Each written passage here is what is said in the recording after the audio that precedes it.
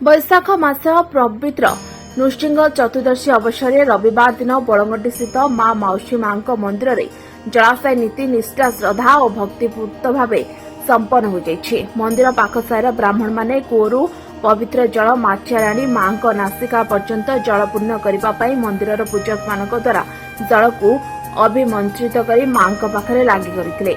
ए जल में अंगुर चंदन कर्पूर केशर जायफल कुकुम मिश्रित कराइथिला।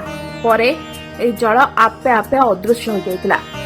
भोगराग नीति और मां बेश अनुष्ठित होइथिला। प्रबल रौद्र तापरू भक्त माने किपरि रक्षा पाइबे मां को प्रार्थना करथिले।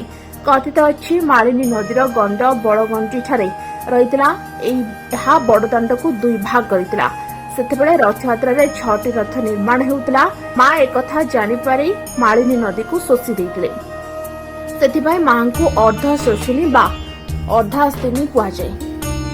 ए परंपरा को मने पकाइबा पई जलाशय नीति करा जाउछि बोली पूजक विश्वनाथ मिश्र कहछन्ती। सेथिबाई बाहुडा यात्रा बेले रथारूढ़ श्रीजीव माने माउसी मां मंदिर रे पोड़पिठा अर्पण कराइथिला। जलाशय नीति और मां दर्शन पई अंचलवासी भक्त तीर्थयात्री गहली लगी रहिथिला। ए अवस्था रे माउसी मां पंचक महोत्सव पक्षरु संध्यारे सुंदर कार्य अनुष्ठित होइतिला। ए जलाशय सहयोगी पूजक शुभेन्दु त्रिपाठी लिंगराज पंडा रतिकांत महापात्र प्रमुख उपस्थित रही मां नीति संपादन करथिले। पुरी सुधांशु करंग रिपोर्ट ओची लाइव। अधिक खबर देखिए उचिला को सब्सक्राइब करंतु एवं ए खबर को अधिक शेयर करंतु।